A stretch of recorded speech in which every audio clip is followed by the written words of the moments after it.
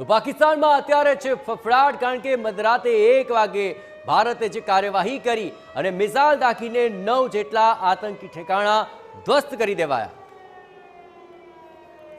બિલકુલ જયેશ, જે રીતે અલગ અલગ ઠેકાણા ઉપર જે હુમલો કરવામાં આવ્યો, જે એર સ્ટ્રાઇક કરવામાં આવી છે, તે અત્યાર સુધીની સૌથી મોટી એર સ્ટ્રાઇક છે। જયેશ જુઓ ને, એક તરફ જ્યાં ભારત મોક ડ્રીલની તૈયારીઓ કરી રહ્યું હતું અને તે તરફ પાકિસ્તાનનું ધ્યાન ભટકાવવામાં આવ્યું અને બીજી તરફ રાત્રે 1 કલાકે જે એર સ્ટ્રાઇક કરી દેવામાં આવી હતી। કેટલીક જે વિગતો છે અમારા દર્શકોને આપી દઈએ।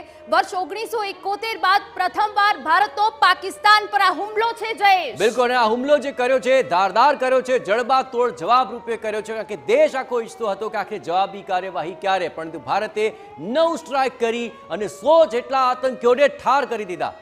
બિલકુલ જયેશ, 9 સ્ટ્રાઇકમાં 100 આતંકી ઠાર। એ સિવાય પીઓકે અને પાકિસ્તાનના આતંકના અડ્ડાઓ પણ ટાર્ગેટ પર હતા જયેશ। આ સૌથી મોટી વિગત છે અત્યાર બિલકુલ, અને સુધીની। ભારતના 3 મોટા દુશ્મનો કે જે અહીંથી હેડક્વાર્ટર ચલાવતા હતા આતંકનું, તેને ધ્વસ્ત કરી દેવાયા છે અને આ 3 જે આતંકી સંગઠનો છે તેમાં જૈશ એ મોહમ્મદના 4 જેટલા ઠેકાણા ધ્વસ્ત કરી દેવાયા। બિલકુલ, તમામ જે આતંકીઓ હતા, જેમના આકા હતા, તેઓના ઠેકાણા ધ્વસ્ત કરાયા છે।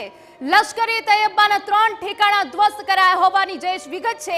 એટલે કે જ્યાં આતંકીઓ છુપાયા હતા, જે આતંકીઓનું હબ હતું, એ આતંકીઓને ધ્વસ્ત કરી દેવાયા છે। એ સાથે હિઝબુલ મુજાહિદીન આ પહેલા પણ અનેક આતંકવાદી ગતિવિધિઓમાં તે સંડોવાયેલું છે, જવાબદારી સ્વીકારી ચૂકે છે, તેના 2 ઠેકાણા પણ ધ્વસ્ત કરવામાં મહત્વપૂર્ણ સફળતા હાથ લાગી છે। આ જે એર સ્ટ્રાઇક થઈ તેની આ સૌથી મોટી ઉપલબ્ધિ।